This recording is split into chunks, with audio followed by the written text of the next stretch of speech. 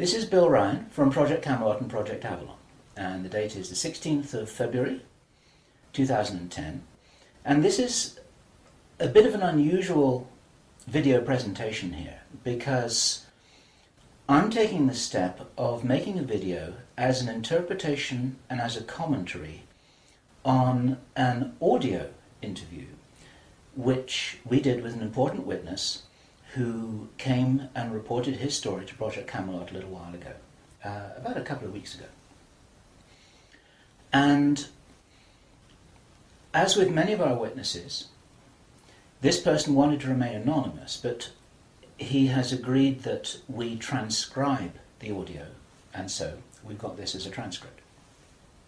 And this is going to be released at the same time as the video because it's important to be able to read the transcript at the same time as you're considering what I'm saying about it here. And as we come into this story, you're going to understand exactly why it's important to get all the information, to hold it all into a very fine balance.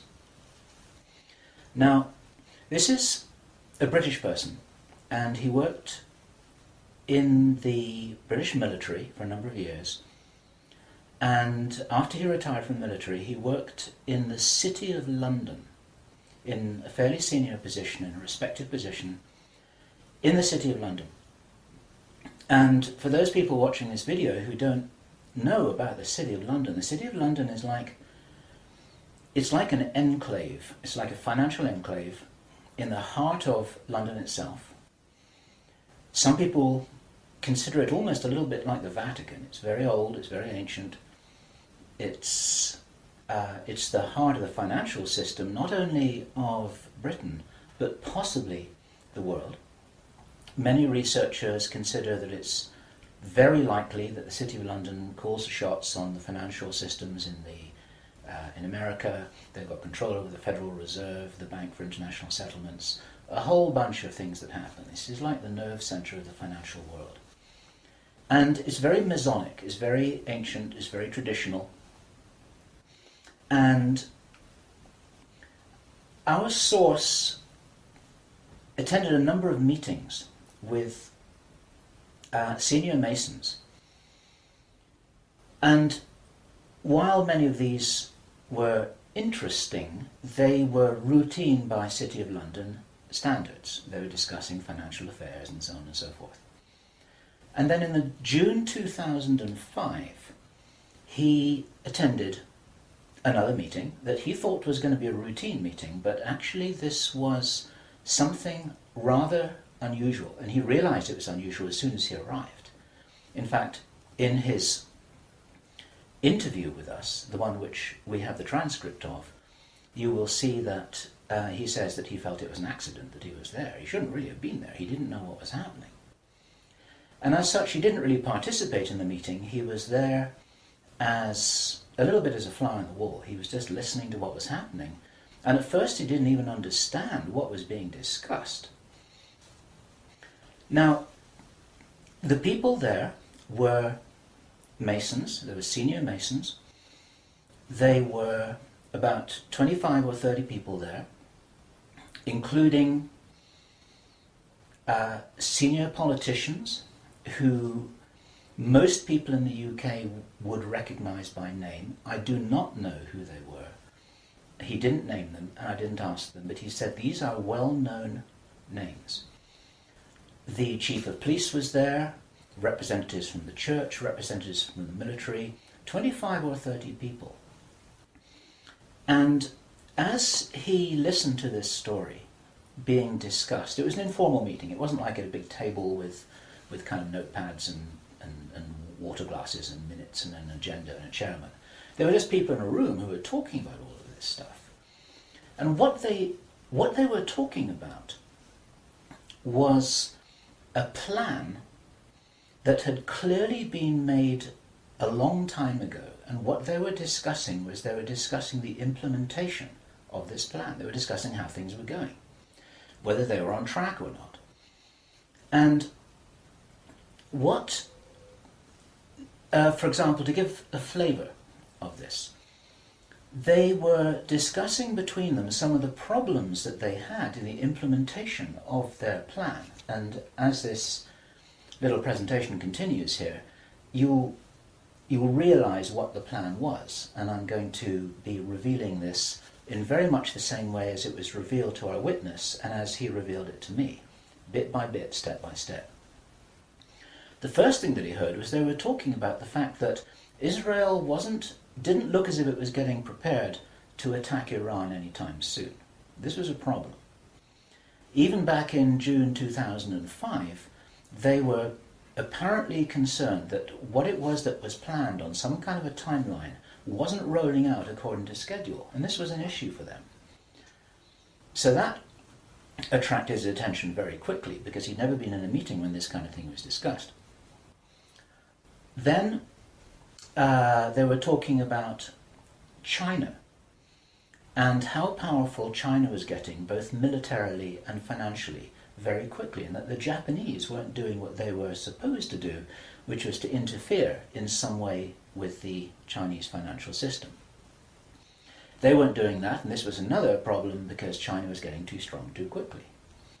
Other things that were discussed were, for example, the coming financial crash, the centralization of resources, everything that we saw starting to happen in October 2008.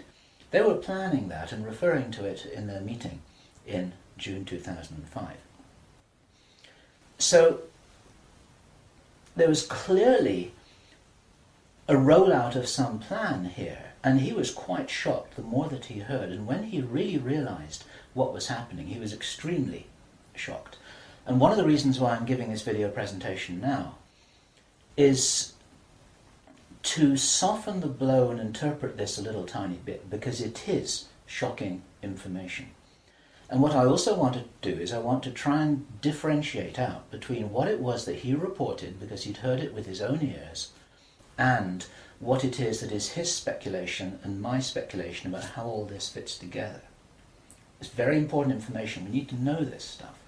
Even though it doesn't look like it's going to be on track, I don't think this will happen.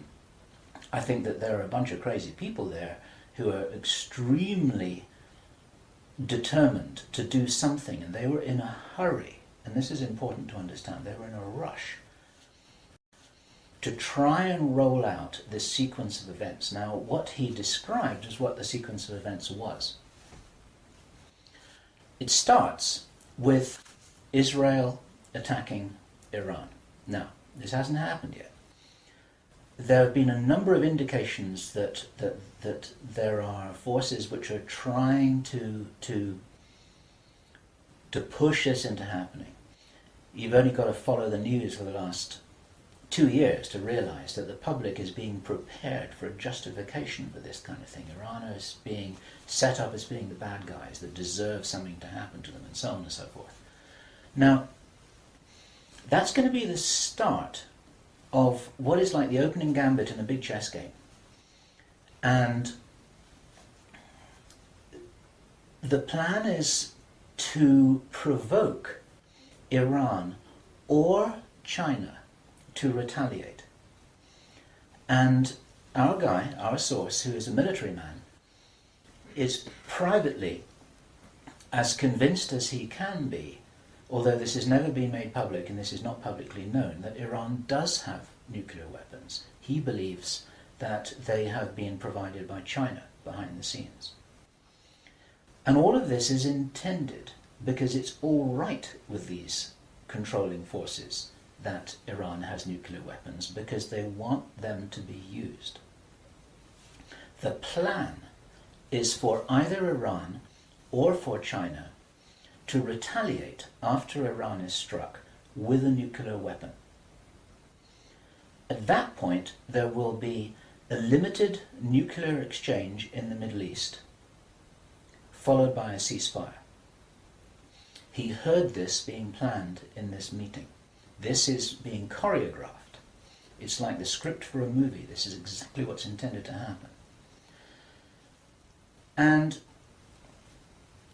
during this time, the other thing that's being set up for this, and many people watching this will be aware that this is being set up in the background. We've had a lot of information about this from a number of good researchers from many countries who are reporting this on the internet, that things are being set up in many of the Western countries for there to be heavy controls over populations, martial law, increased powers on security forces who are not just the army or the police, but in Britain, for example, our source said that he absolutely knew personally for a fact, that a very large number of private security people, their powers were being increased to give them the ability to arrest people, the ability to detain, the ability to handle riots in streets. And here we're talking about just regular people working in private security, people who give the parking tickets on the streets.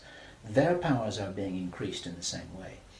And last year we heard President Obama talking about how he wanted to have a sort of national guard at home in America ready to handle this kind of thing. There are a lot of indicators that this is being set up.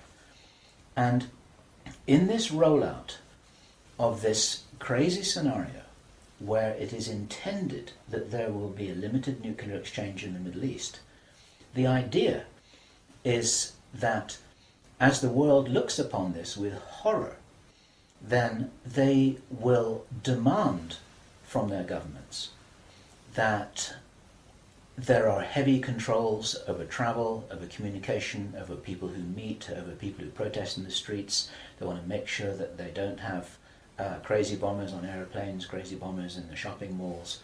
They want to make sure, and because people will be driven into fear by this, they'll request and demand and insist on heavy controls from their governments, which will be justified. And this is where you're going to kind of get the martial law situation in all the Western countries. It's intended as a justification. All of this is just the start of something, because this story gets much bigger, and it's pretty horrifying.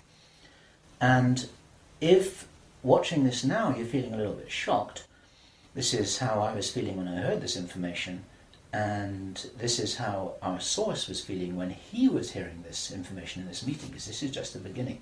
Now, during the time of this ceasefire, everyone's shocked, everyone's frightened, everyone's really terrified about where this is going to go. There are all kinds of heavy controls over populations everywhere. And then the next thing that happens in this chess game that's being played is that biological weapons are released on China. He heard this being discussed in this meeting. They will release a flu-like virus that will be genetically targeted against the Chinese population. It's racially targeted against the Chinese people. It's designed to spread like wildfire and to knock out a large number of the Chinese people. And these people in this meeting were laughing about this. They said, China will catch a cold. Those were their words. China will catch a cold. And they were laughing about the fact that these biological weapons will wreak havoc among the Chinese population. And after that, then what effectively will be a kind of plague will actually spread right across the world to the West as well. Our source was not clear whether this was a Chinese retaliation or whether the thing would just spread out of control in the way that it would be very understandable if it did, whether it's racially targeted or not. These things actually mutate.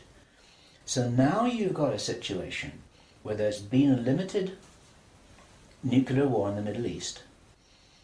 There's a pandemic that really is sweeping across the world and really is killing people very visibly. And you've got this totalitarian military lockdown in all the governments in the Western world because everyone's going to be in panic about all of this. And then, he said, then the real war starts. Something that would be justifiably called the Third World War, with a much more major nuclear exchange. And at this point, I asked him, is this just about population reduction? What is this about? Why are they doing this? Why this insane Dr. Strangelove plan for just unleashing all of this stuff on the world? Why do it? Now, as our conversation went on, I started to find answers to those questions. Now, some of this is speculation. I want to share this speculation with you because it's important enough that we work together here to figure out what's going on.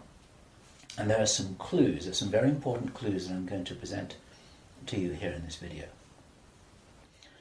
He said, absolutely, it's about population reduction.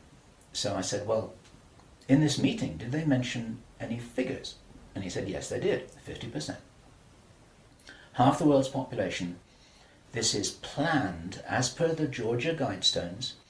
For those of you who don't know what the Georgia Guidestones are, it's a stone monument in Georgia in America that was erected anonymously a number of years ago. It's in 8 languages, and it's like an Illuminati manifesto for a new world, as it were. And just hold that thought about this being a manifesto for a new world. This is an important concept here in what I'm presenting.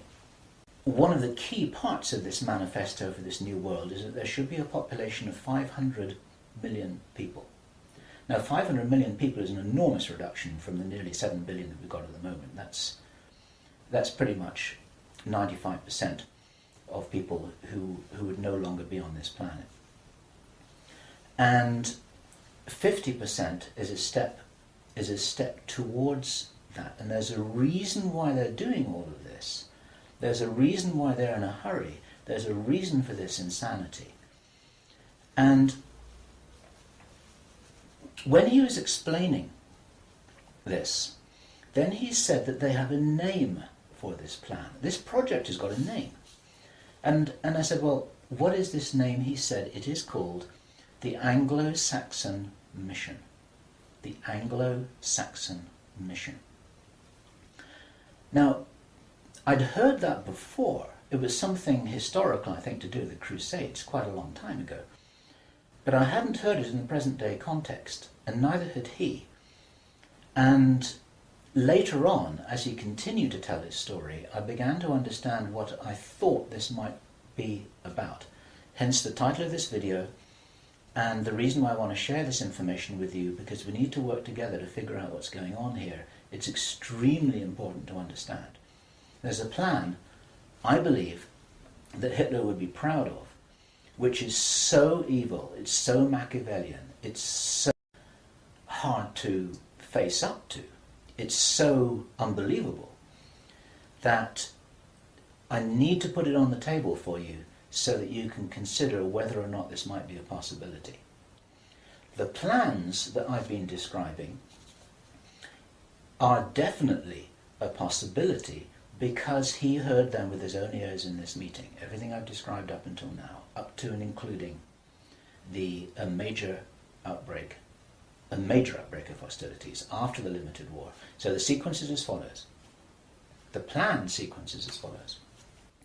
Israel attacks Iran, then there's a ceasefire, then during which time there is heavy governmental military controls over populations in all Western countries.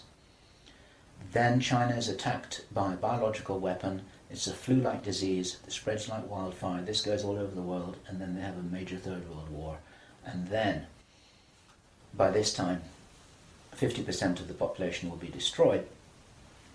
And not only because of the war or the plague, but because, as many of you watching this will understand, the infrastructure goes down in situations like this.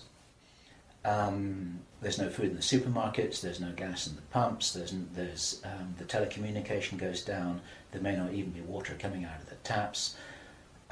People are kind of thrown back into a Victorian era without the facilities to handle this, because most people don't have their vegetable gardens, they don't have their horse and cart, they're not able to survive in the way that we used to be able to. We're very, very vulnerable in our technological advancement. We're extremely vulnerable, and of course the controllers know this.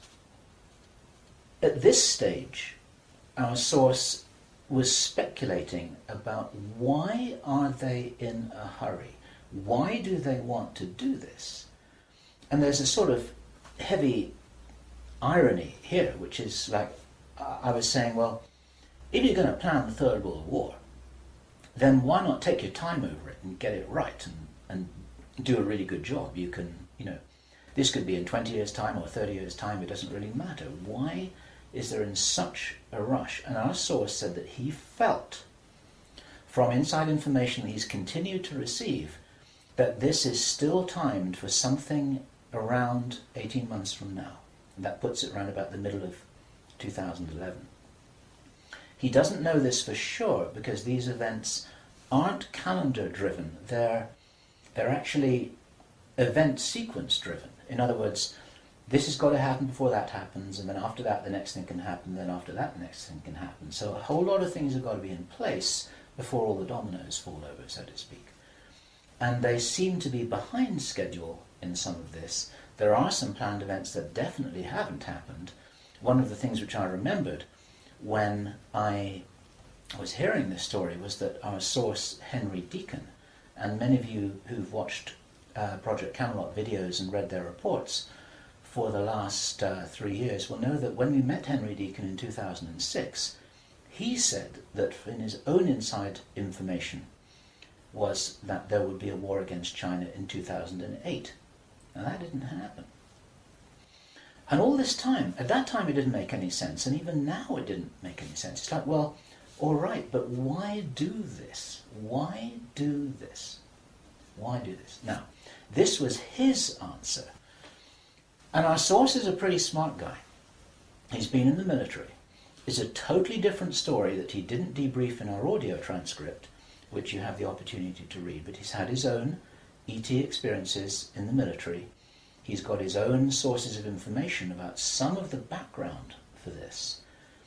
He says that he's as sure as he can be that the people who are calling the shots in the world, you can call them the Illuminati, the controllers, the cabal, whatever name you have for them, they believe that there is going to be what he called a geophysical event, a major geophysical event. He says that the best information that he's got is that the insiders believe that this is going to happen, or they are concerned that this is going to happen. And many of you watching this will know that this isn't a completely crazy idea. There have been trillions of dollars that have been spent on deep underground bases for some reason which we don't know why it is. You'll know about the seed bank in Svalbard. This is in the public domain, where all the seeds of all the plants and all the crops in the world have been buried deep inside a granite vault in northern Norway. There are many precautions being taken as if something might happen that could really threaten some of these valuable resources, including the seed banks of the world. Now, if there is going to be a geophysical event as they believe, this is because it seems to be preserved Illuminati inside knowledge, whether it's true or not, that there are repeated cyclical geophysical events about every 11,500 years. Information about what really happened to Atlantis was very probably in the Great Library of Alexandria that burnt down a couple of thousand years ago. There are persistent rumours that much of that information has been retrieved and it's in the Vatican Library. This is information which is not in the public domain and which the insiders may have access to. Whether it's accurate or not, the important thing is to realize that they probably believe that this will happen, and they're making their precautions.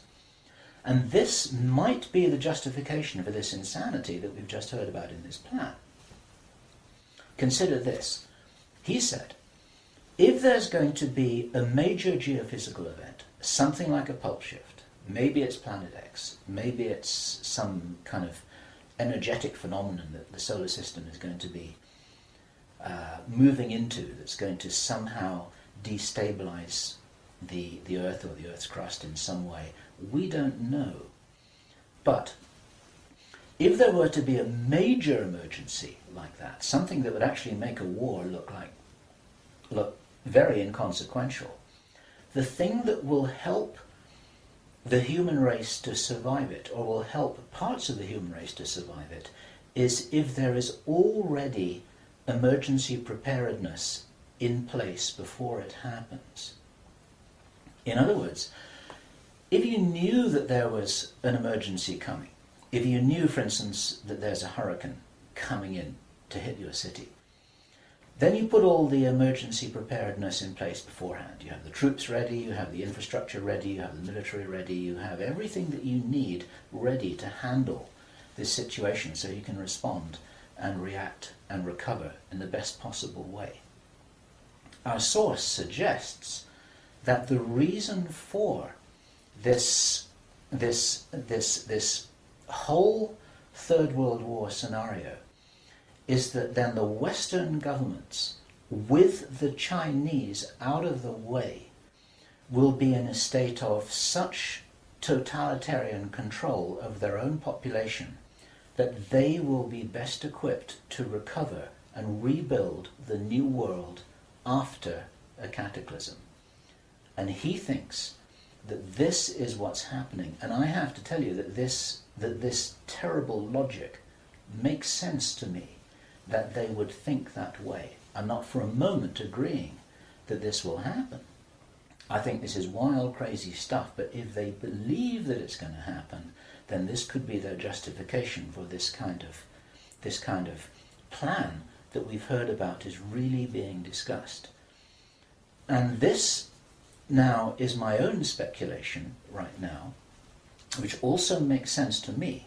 And I invite your comments and your thoughts about this. We need to work together to figure out what's happening here. It's called the Anglo-Saxon Mission. What that told me was that the reason for the name is because this is a white racist agenda for the inheriting of the new earth. It's a plan that Hitler would be proud of. If they think that a new earth needs to be rebuilt, a new world, think of that little phrase there. If a new world needs to be rebuilt after a cataclysm, they want the Anglo-Saxons to be doing it. They don't want the Chinese to be doing it. They get the Chinese out of the way first. And then the Anglo-Saxons will inherit this new world with the other nations, the Asian nations, the African nations, the South American nations. Presumably, it is assumed that they won't have the resources to be able to handle the situation in any kind of a way that gives them the strength to recover after whatever it is that they think is going to occur. So there are several other parts of this which also fit, and one of the reasons why this is an important presentation to make personally is my own personal thoughts, because up until now I've been following a lot of the well-founded research on these sorts of agendas. We've had our own sources of information over the last 3 years. But I've always had questions in my mind, like, why would they do this? You know, war against China, why? Third World War, why? And suddenly, a lot of these things start to make a little bit more sense. It's possible, for example, that when we heard from Jordan Maxwell in our interview with him, which we did at the end of last year, 2009, he described to us how he had researched a number of repeating symbols and images that had been used ever since the time of Hitler, and even long before that, about the dawn of a new day. There's something very important in Masonic and Illuminati thinking about the dawn of a new day. And here we have possibly the reason for their belief that if you think about the possibility of a cataclysm, if they think this is really going to happen, the 2012 movie that many of you will have seen, after all of the flood and all of the earthquakes and tsunamis, then you've got these big ships sailing across a calm sea with the sun streaming through the clouds, and you've got the dawn of a new day, and the implication in that movie is that now those people will be able to rebuild the new earth because those are the survivors. It's the modern day Noah's Ark. It's possible that the dawn of the new day, that it refers to that. And it even occurred to me, and I'd be interested for other researchers to offer their views on this, that the very term the New World Order that we first started to hear about 20 years ago, actually longer ago than that, but the New World might be the post-cataclysmic world. The New World, it might be the order for the new world after the cataclysm. They may be planning who will inherit the new world. It may be nothing less than this. Maybe this is what the new world order is all about. It really is the order, the plan for the new world that they think is coming. They think this is going to happen. Now, I say again, it's very, very important to differentiate out all of this information here. I don't believe this is going to happen at all, but they might be doing something crazy to try and safeguard what they believe is their own interests. This is what we need to be aware of here. And what I want to do is I want to just state really clearly why there are profound reasons for not believing that anything like this is going to happen. There are a lot of things that haven't happened which were intended to happen. Many of you will remember I think it was the 30th of August 2007, there was a B-52 bomber that flew halfway across America from Minot Air Force Base to Barksdale Air Force Base in Louisiana with 6 armed nuclear cruise missiles on its wingtips, something that could never happen by accident. It was illegal, it should never have happened. You can't even smuggle a bullet out of the weapons storage area in an Air Force Base without there being a whole bunch of signatures and everybody knowing about it, let alone making the mistake of loading armed cruise missiles onto a B-52 bomber with nobody noticing it. There was a reason why that happened, and that was actually prevented from going any further. It stopped at Barksdale in Louisiana. Some very brave airmen blew the whistle on that, and they did their job, and they reported it up the line. It appeared very, very briefly in the mainstream media, and after that it was completely covered over, and everyone said it was a mistake. That was no mistake. There was a reason why they did that. And what many of you don't know is that at that same time, at the end of August, a group of anonymous investors bet $2 billion that the stock market would fall by 50% before the 21st of September 2007. They stood to gain $4.5 billion if their bet had succeeded. These were what are known as put options. And the insiders in the stock market, they call them Bin Laden trades. It's a sort of ironic description because of the betting that took place around about 9/11. Okay, those people lost their bet. It didn't work. The plan didn't work. The stock market didn't fall. The bomber never went any further. And for all we know, that was intended to be the start of the Third World War. It never happened. Okay? We heard a few minutes ago, I was describing how Henry Deacon described that the war against China was meant to start in 2008. That didn't happen. A lot of people thought that was crazy. A lot of people thought he was crazy. Maybe he wasn't. Maybe he heard something that was a real plan, but they're 2 years behind schedule, and maybe this will never happen at all. There are a number of other things that may have been planned and which have never transpired. It's very interesting to think about the so-called Mexican flu outbreak, the swine flu outbreak. For the last 6 to 9 months, we've been looking at a scenario where it looked as if they wanted to roll out vaccinations, they wanted a lot of people to get ill, they wanted to announce a pandemic. Even now, there have been proposals to extend this pandemic declaration for another 2 years, and nothing's happening. In England, we call it a storm in a teacup. There's nothing happening here, but maybe something was intended. Now, if it wasn't intended, it's possible that all of that could have been some kind of a test to see how people respond, to see how people react, to see how quickly it spreads, to see what the take-up of the vaccinations will be. And then, of course, us at Project Camelot and a number of other people who've been activists in this whole area trying to draw attention to all of this, now we're all on a database. They know who's going to stand up and start talking about all of this stuff. So it might have been an experiment, or it could have been a failed rollout of something. There's plenty of reason to believe that things are changing. This is the important thing.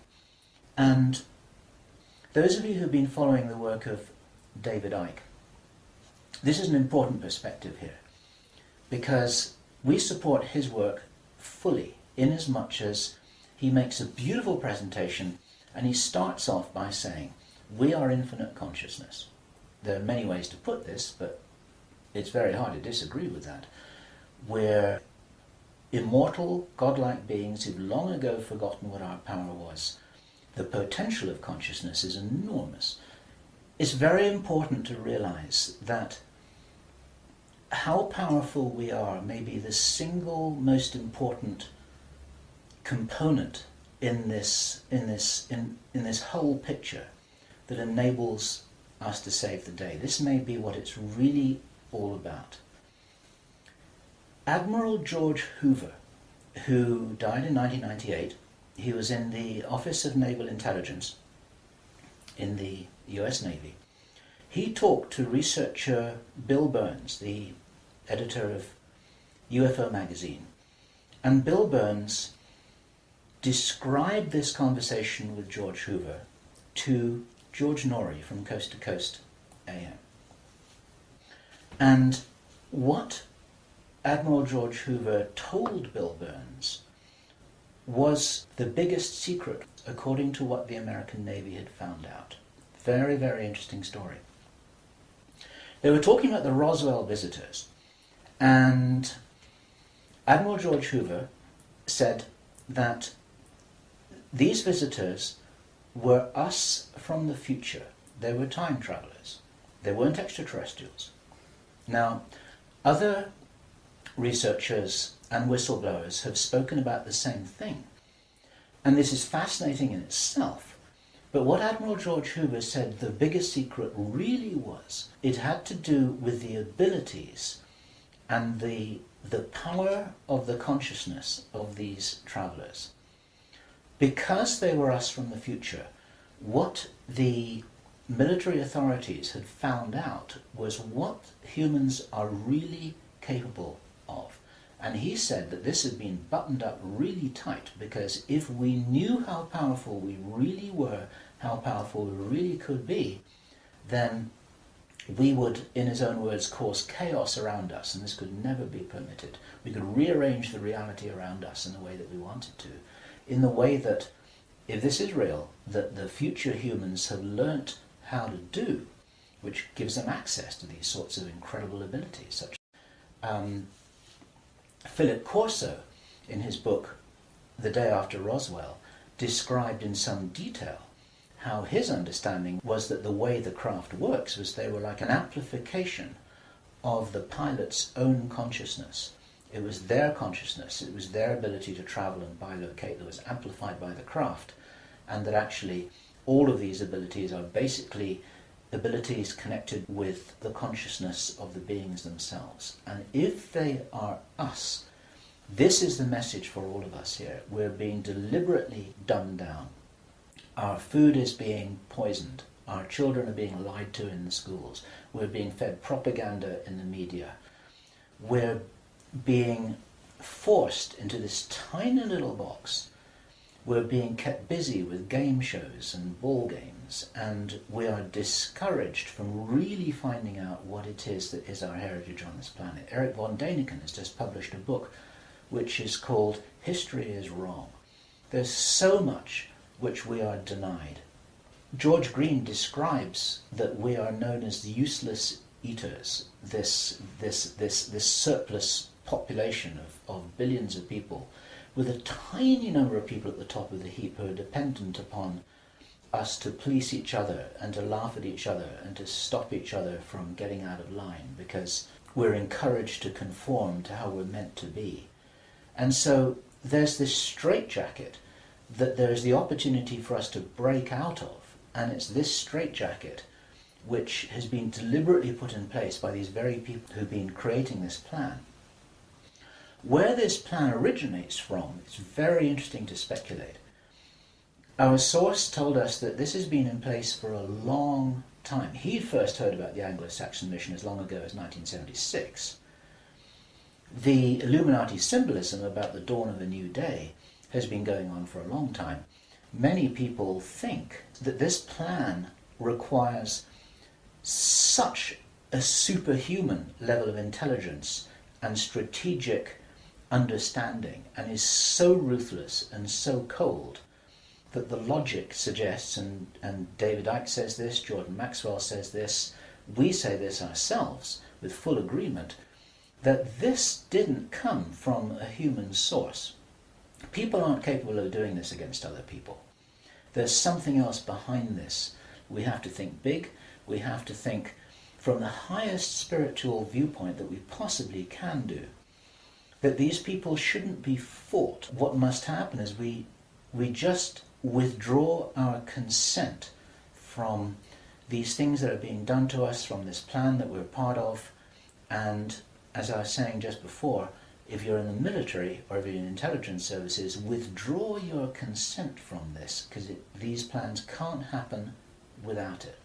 There's something about the Illuminati and the way that they're operating that is very limited. They're using force, they're in a box, they're trying to counter what everybody I know is recognizing and referring to as a huge expansion of consciousness all over the world, an expansion of awareness. We get emails every day from people, often very young people, who are saying, I can really see what's happening in the world. Tell me what to do about this, but I'm ready. I'm ready to do something. I'm ready to do whatever it was that I came here for. I don't know what that is yet, but I know that we've got big problems. 20 years ago, people weren't saying that kind of thing. There's a huge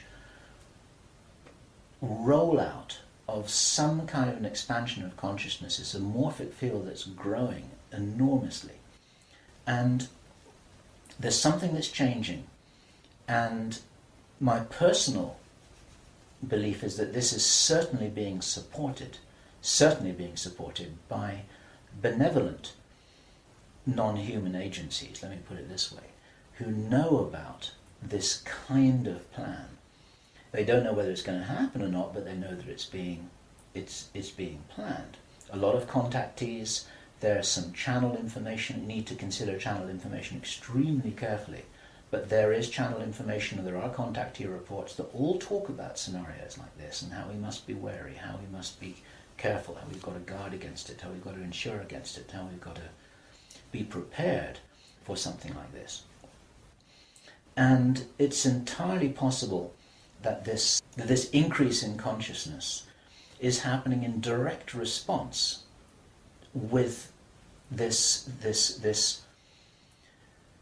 escalation of violent, forceful plans. It's like, as I've often said in my own presentations in the past, it's a little bit like a movie script itself, where you've got everything building up to a climax of the forces of evil and the forces of consciousness just kind of getting ready for some kind of final confrontation. Now, I'm not trying to be biblical about this, and I know that this situation which I've just been describing is a little bit like the Armageddon War, but I do not believe that this kind of thing will actually come about. As I've said many times before, there's an interview which I did on Freedom Central, which you'll see on the Camelot site, where I say the single strongest reason that I have for not believing that anything is fixed, that we're all doomed, that anything really bad is going to happen, although I think we've got a lot of problems to solve, is because I wouldn't be here,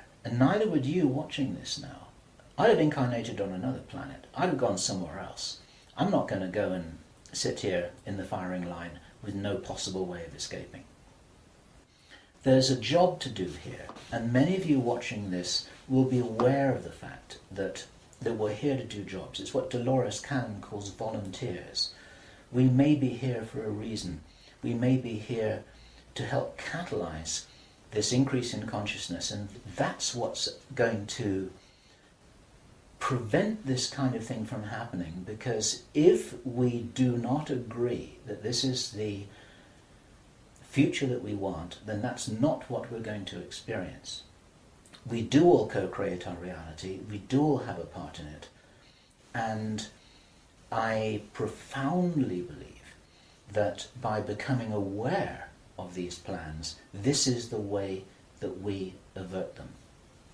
There's a difference between prediction and prophecy. These are two words in the English language that are easily confused with each other. Prediction and forecasting is saying, okay, in 3 months' time, this is what's going to happen because this is what the data leads us to conclude logically. That's all about forecasting and prediction. A prophet does something different, and it's a word to be used with care because it's often misused, it's often misunderstood, and it's like a biblical term, and some people react against it for that reason. But what a prophet always used to do is to say, listen, if we don't wake up and if we don't take action, then this is what's going to happen. And the purpose of the prophet giving this prophetic warning is not to warn people that it will happen, but to say, listen, you got to change something here.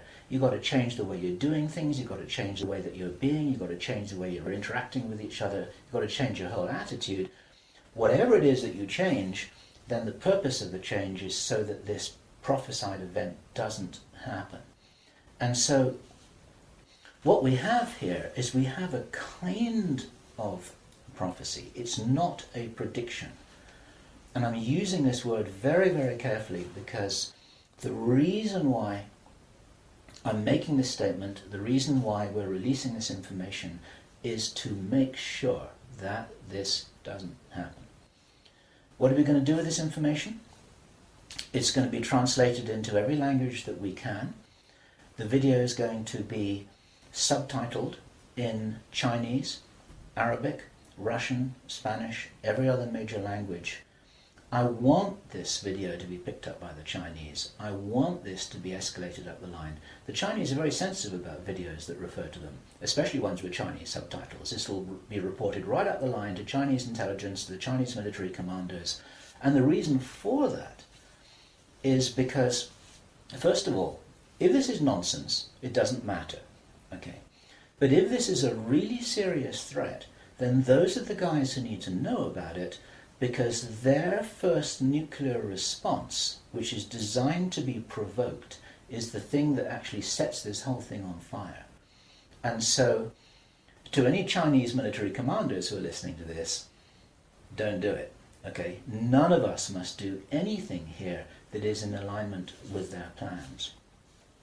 There's a wonderful scene in the Avatar movie that I loved so much, which was when the woman helicopter pilot who was ordered to fire her weapons at the big tree.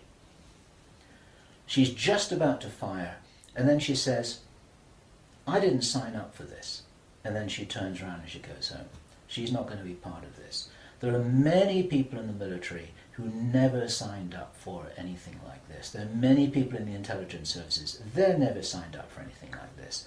They signed up when they were young, thinking that they were doing the best thing for their country, thinking that they're doing the best thing for mankind. They're not all evil at all. And so as a direct message to those of you in the military and the intelligence services who may be watching this or may have had this brought to their attention, you don't have to do this stuff just because you're told. You need to support what's best for the human race. You don't need to follow orders if it's going to lead to a huge destruction here, which is in no one's interests apart from the controllers who have an agenda of their own, and that agenda doesn't feature you and me, that's for sure. Okay, so that's the end of my presentation. I want you to consider this information. I'm not urging you to believe it. I want you to research it. I want you to check it out. I want you to read the transcript carefully. And I want you to see whether this correlates with anything else that you know and understand that's come to your attention. We're all working together here. We're not trying to force you to believe anything at all. We need to be careful about this information. But at the same time, if there's any chance that this is true, if there's any chance that this is for real, then we have to know about it. Okay? And if you are not sure what it is that you should be doing, then I say the same thing that I always say, which is do whatever it is that you came here to do. Because most of you watching this video are here for a reason. I do understand that you may not know what the reason is yet, but you're probably here for a reason. You're probably watching this video for a reason. Do whatever it is that you came here to do. This is Bill Ryan, Project Avalon, Project Camelot, It's the 16th of February, 2010. Thank you. What we don't know about the situation at Roswell is whether these were extraterrestrial, whether they came from a hollow earth, whether they came from another dimension. We don't know this, right? We don't. The only clue that I had was from this naval officer. He was from the Office of Naval Intelligence, ONI, called George Hoover. We've talked about him before, who said that he was the Corso of the Navy and that the military believed, and he said he knew that these entities were not so much interplanetary, but they were literally time travelers. And the big secret is that they were us from the future, and that we and they had the same powers, and that was the real fear of the government, that we had the ability to manipulate reality around us. We've always had that ability. We just didn't know how to use it.